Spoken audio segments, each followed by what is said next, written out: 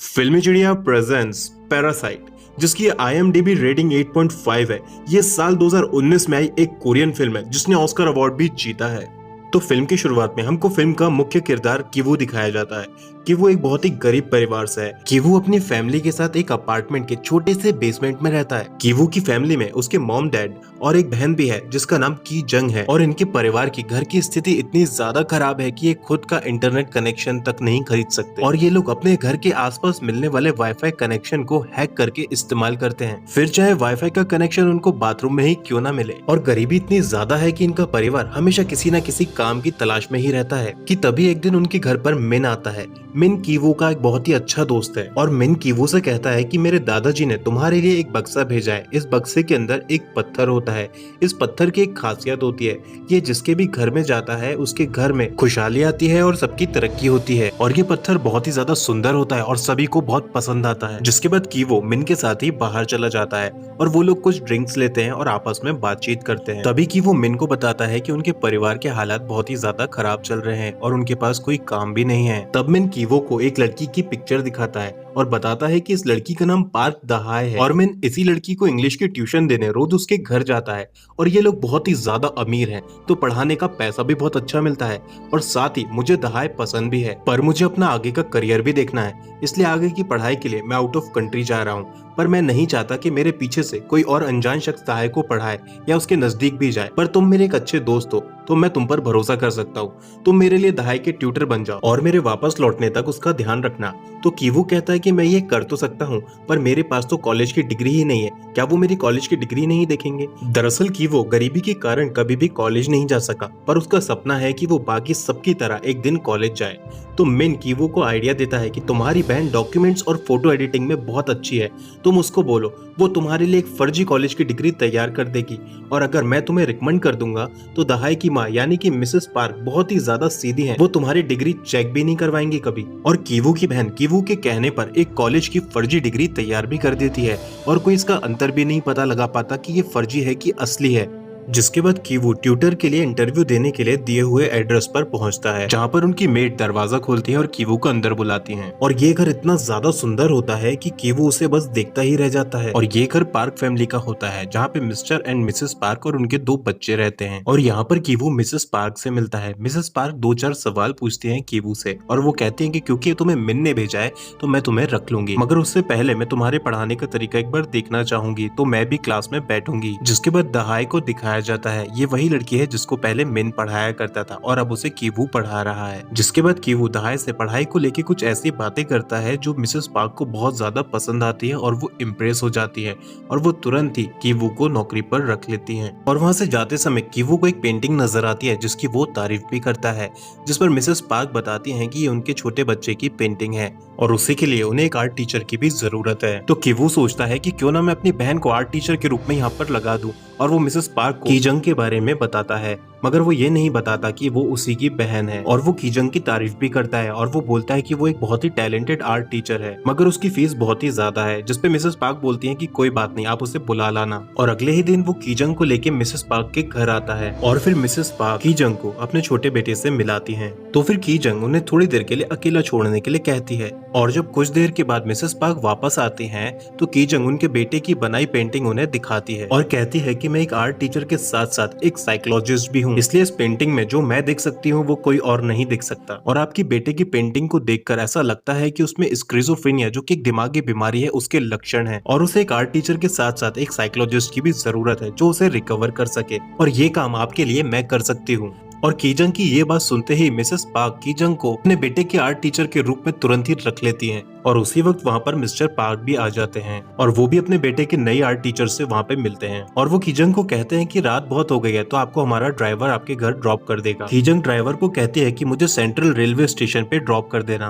Car में ही कीजंग को एक आइडिया आता है और वो अपने अंडरपैंट्स निकाल करके कार की पीछे सीट पर ही पटक देती है ताकि वो ड्राइवर की इमेज उनके मालिक के सामने खराब कर सके। जिसके बाद कीजंग अपने घर आ जाती है और घर आके वो अपने डैड से पूछती है कि क्या डैड आपने कभी लग्जरी कार चलाई है जैसे कि मर्सिडीज, जिसपे उसके डैड जवाब देते हैं कि हाँ मैंने एक बार चलाई तो है, क्योंकि पहले मैं ड्राइवरी का ही काम किया करता था। जिस पर कीजंग अपने डैड से कहती है कि तो फिर अब तैयार हो जाइए क्योंकि जल्दी आपकी नौकरी लगने वाली है। जिसके अगले दिन ही मिस्टर पार्क को कार की पिछली सीट पर छोड़ी हुई कीजंग की अंडरपैंट मिलती है जिसे वो आकर अपनी वाइफ को भी दिखाता है और बोलता है कि ये उसे कार की पिछली सीट पर मिली है।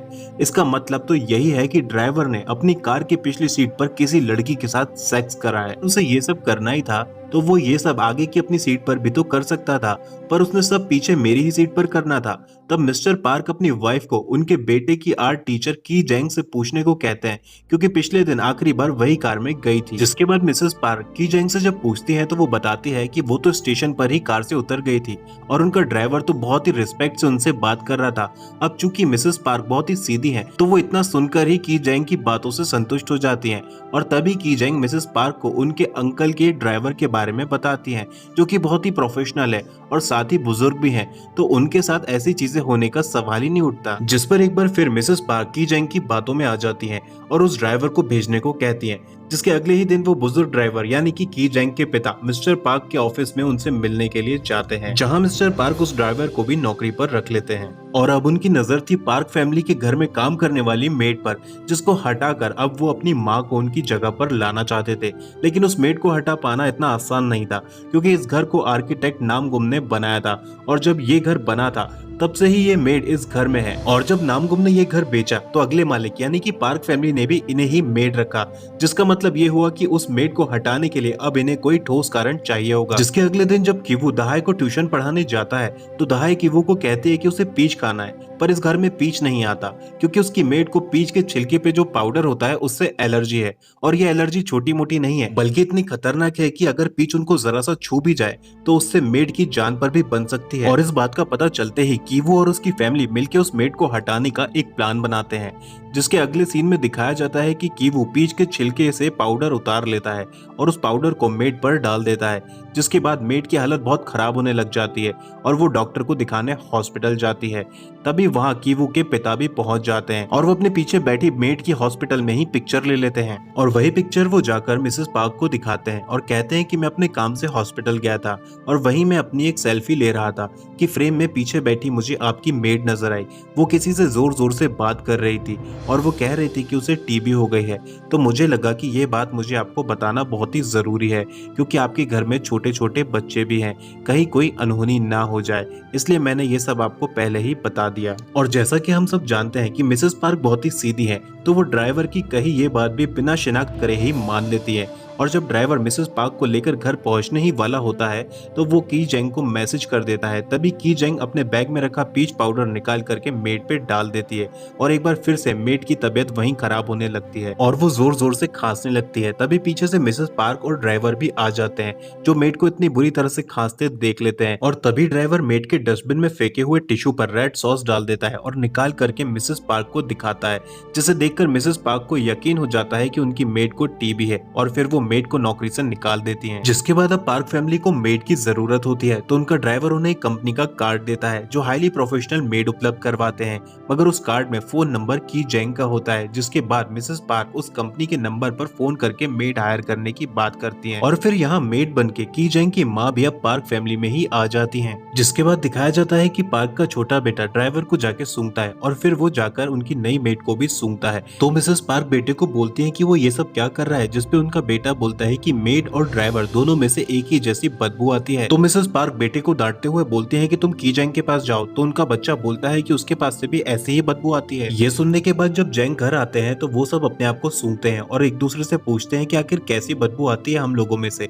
तभी उनके डैड कहते हैं कि हो सकता है कि शायद ये हमारे डिटर्जेंट की महक हो, हम सबको अपने कपड़े एक साथ नहीं बल्कि अलग अलग डिटर्जेंट से धोने चाहिए। जिसके बाद बताया जाता है कि पार्क फैमिली उनके बेटे का जन्मदिन मनाने के लिए ट्रिप पर कुछ दिन के लिए घर से बाहर जाते हैं और फिर जेंग के पूरे परिवार को मौका मिलता है आलीशान घर की लग्जरी का लुत्फ उठाने का और सब मिलके घर में ऐसे मजे करने लग जाते हैं जैसे ये घर उनका ही हो। जिसके बाद रात में जेंग का पूरा परिवार मिस्टर पार्क के ब्रांडेड ड्रिंक्स का मजा उठा रहे होते हैं। तभी घर की घंटी बजती है तो सब डर जाते हैं, पर जब उनकी माँ यानी कि घर की मेड जब जाकर कैमरे पर देखती है तो वहाँ उनकी पुरानी मेड खड़ी होती है और वो कहती है कि मैं जाने से पहले नीचे बेसमेंट में अपना कुछ सामान भूल गई थी, प्लीज मुझे अंदर आने दीजिए ताकि मैं अपना सामान ले लूं। तो वो पुरानी मेड को अंदर आने देते हैं और फिर जब वो बेसमेंट में जाती है तो काफी देर होने के बाद भी वो वापस नहीं आती। तो नई मेड उसे नीचे देखने जाती है तो वो पुरानी मेड अजीब तरह से दीवार पर चिपकी दिखती है और वो कहती है कि यहाँ एक गुप्त रास्ता है, प्लीज इसे खोलने में मेरी मदद करिए। तो मिसेस जेंग दरवाजा खोलने में मेड की मदद करती है। और जैसे ही वो गुप्त दरवाजा खुलता है तो पुरानी मेड तुरंत नीचे जाती है,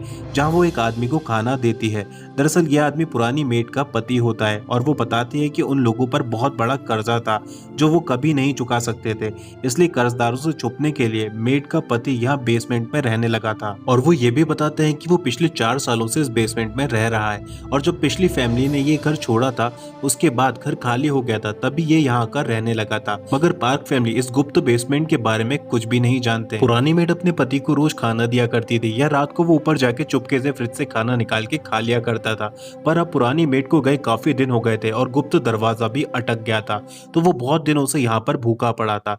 पुरानी मेड कुछ पैसे भी देती है और कहती है कि प्लीज इन्हें यहीं रहने दीजिए और रोज आप इन्हें बस खाना दे दिया करिए। और वो नई मेड को कुछ पैसे भी देती है और वो कहती है कि मैं हर महीने आपको ये पैसे देने के लिए तैयार हूं। पर मिसेस जेंग नहीं मानती और वो कहती है कि रुको, मैं पुलिस को फोन करती हूँ। पुरानी मेड ऐसा ना करने के लिए कहती है और बहुत सारा हाथ पैर भी जोड़ती है, पर मिसेस जेंग नहीं मानती। वहीं बेसमेंट की सीढ़ियों से छुपकर बाकी की जेंग फैमिली भी ये सब कुछ सुन रही थी। अचानक से उनमें से एक का पैर फिसल जाता है और वो तीनों नीचे गिर जाते हैं। तभी केवू कहता है कि डैड अपना पैर हटाइए, और ये सब पुरानी मेड और उसका पति सुन लेते हैं और मोबाइल से उनकी वीडियो रिकॉर्ड कर लेते हैं और रिकॉर्डिंग को मिसेस पार्क को भेजने की धमकी देते हैं। और फिर सब घर में ऊपर आ जाते हैं और जेंग फैमिली को मोबाइल दिखा के मैसेज सेंड करने की धमकी भी देते हैं और सबको एक कोने में खड़ा कर देते हैं और खुद सोफे पे आराम से बैठ जाते हैं। और साथ ही वो ये भी कहते हैं कि जब हम इस घर की देखरेख करते थे तो ये कितना साफ सुथरा था और तुम लोगों ने इसका क्या हाल कर दिया है, और तुम लोग भोले भाले मिस्टर एंड मिसेस पार्क को कितना बेवकूफ बना रहे हो, तुम लोगों को तो शर्म आनी चाहिए। कि तभी जेंग की फैमिली उनसे मोबाइल छीनने के लिए टूट पड़ती है और सबके बीच फोन को लेके झूमा झटकी होने लगती है। तभी पुरानी मेड कंट्रोल में नहीं आ रही होती है तो की जेंग फ्रिज से पीच लेकर आती है और पूरे के पूरे पीच मेड पर डाल देती है, जिससे मेड बेसुध सी हो जाती है। कि तभी घर का फोन बजता है और जब नई मेड फोन उठाती है तो फोन पे मिसेस पार्क होती हैं और वो मेड को नूडल्स बनाकर रखने को कहती हैं, क्योंकि भारी बारिश के कारण उनकी ट्रिप कैंसिल हो गई थी और अब वो करीब 8 मिनट में ही वापस आ रहे थे। जिसके बाद जल्दबाजी में जेंग फैमिली पूरे घर में बढ़ जाती है, जहाँ की वो और उसके पिता पुरानी मेड और उसके पति को बांध करके बेसमेंट में लेकर जाते हैं और उनकी माँ किचन में नूडल्स बनाने लग जाती हैं और की जेंग पूरे बिखरे घर की सफाई करने में जुट जाती है। कि तभी पार्क फैमिली भी वापस आ जाती है और की जेंग उन्हें देखकर वहीं हॉल की टेबल के नीचे छिप जाती है और दूसरी तरफ नीचे बेसमेंट में पुरानी मेड छूटकर ऊपर की तरफ भाग के आती है। तभी ऊपर आते उसे मिसेस जेंग देख लेती हैं और वो मेड को वहीं से लात मारकर चली जाती हैं, जिससे मेड बुरी तरह से बेसमेंट की सीढ़ियों से नीचे गिरती चली जाती है। और वहीं बेसमेंट में ही जेंग मेड के पति को दीवार में लगे किसी बटन पर सर मारते देखते हैं, तो वो उससे पूछते हैं कि वो ये क्या कर रहा है। तो मेड का पति बोलता है कि यहाँ पूरे घर की लाइट के कनेक्शन है और लाइट ऑन ऑफ करके भी हम किसी से सीक्रेट कोड की भाषा में बात कर सकते हैं, मैं वही कोशिश कर रहा हूँ। और मिस्टर जेंग मेड और उसके पति को वहीं बेसमेंट में बांधकर ऊपर आ जाते हैं कि तभी मिस्टर पार्क का लड़का वहीं से भागकर गार्डन में चला जाता है और लड़के के पीछे उसके मॉम डैड भी हॉल में ही भागकर आ जाते हैं, जिन्हें देखकर जेंग फैमिली वहीं हॉल के टेबल के नीचे छिप जाती है, जहां पहले से ही की जेंग छिपी हुई थी। दरअसल मिस्टर पार्क का लड़का कैंप बनाकर बाहर गार्डन में ही सोने की जिद करता है, तो उसे देखने के लिए मिस्टर और मिसेस पार्क भी वहीं हॉल के सोफे पर ही लेट जाते हैं। तभी मिस्टर पार्क कहते हैं कि मुझे अपने ड्राइवर की स्मेल क्यों आ रही है, जिसपे मिसेस पार्क पूछती हैं कि कैसी स्मेल। तो मिस्टर पार्क बोलते हैं कि अपने ड्राइवर, मेड, ट्यूटर सब में से किसी गटर जैसी बदबू आती है, जैसे कि वो सब किसी नाले के पास रहते हों। मिस्टर पार्क उसी बदबू की बात कर रहे थे जिसकी बात पहले उनके बच्चे ने ड्राइवर और मेड को सूंघकर कही थी, जिसे मिस्टर जेंग की फैमिली ने डिटर्जेंट की खुशबू समझ लिया था।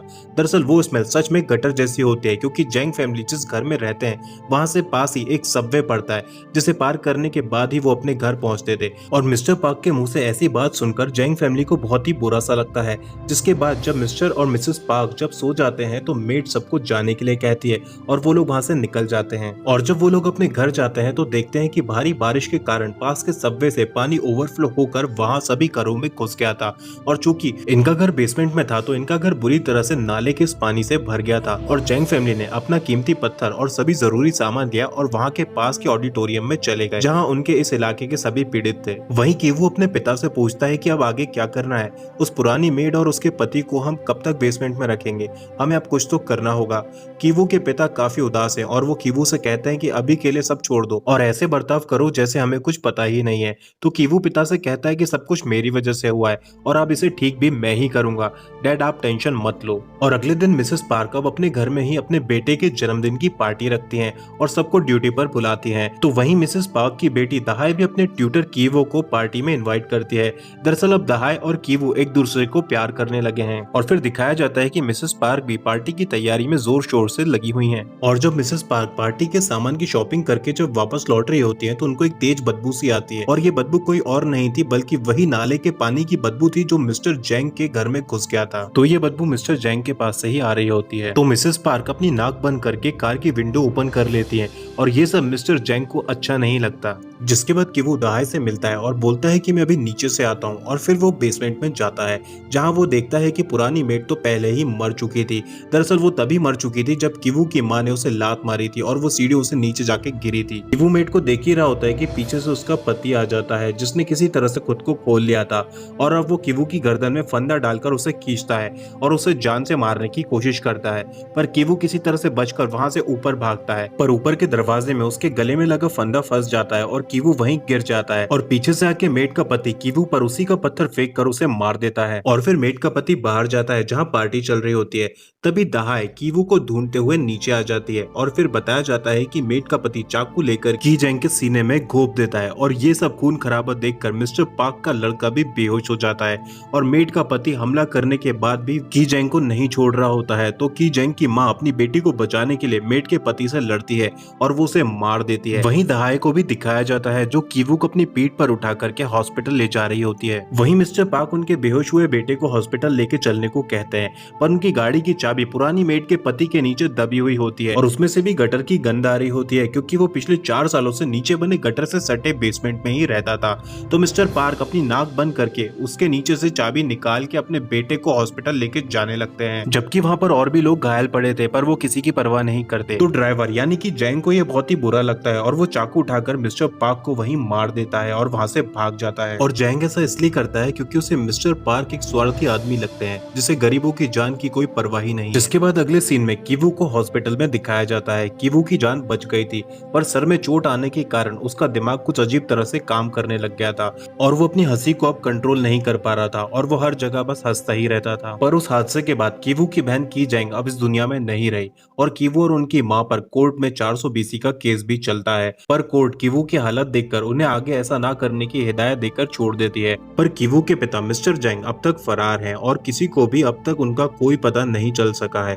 और फिर धीरे धीरे कीवू भी एक दिन पूरी तरह से अच्छा हो जाता है। तब उसे एक बार फिर से दहाई की याद आती है तो वो पार्क फैमिली के घर की सामने वाली पहाड़ी से जाकर दूरबीन से पार्क के घर को देखता है पर काफी समय तक देखने पर भी उसे दहाई कहीं नजर नहीं आती और फिर अंधेरा भी होने लग जाता है। तभी उसे बाहर एक लाइट बंद खुल होते हुए नजर आती है तो वो हैरान रह जाता है क्योंकि घर का बेसमेंट तो अब खाली हो चुका था। तो ये लाइट से कौन अब छेड़छाड़ कर रहा है। तो वो लाइट की खुलने बंद होने का पैटर्न नोट कर लेता है और वो उस कोड को जब समझता है तो उसे पता चलता है कि ये तो उसी के पिता मिस्टर जैंग हैं जो अब उस घर के बेसमेंट में छुपे हुए हैं और वो अब अपना मैसेज पहुंचाने के लिए बेसमेंट में लगे कोड चार्ट के जरिए एनसीसी या आर्मी में इस्तेमाल करे जाने वाले लाइट कोड का यूज कर रहे थे। और उस कोड मैसेज के ही जरिए कीवू अब रोज अपने पिता की स्थिति जानने लगा था। तो कीवू को पता चलता है कि मिस्टर पार्क को मारने के बाद उसके पिता पार्किंग के जरिए घर के अंदर चले गए थे और वहां से वो बेसमेंट में चले गए थे।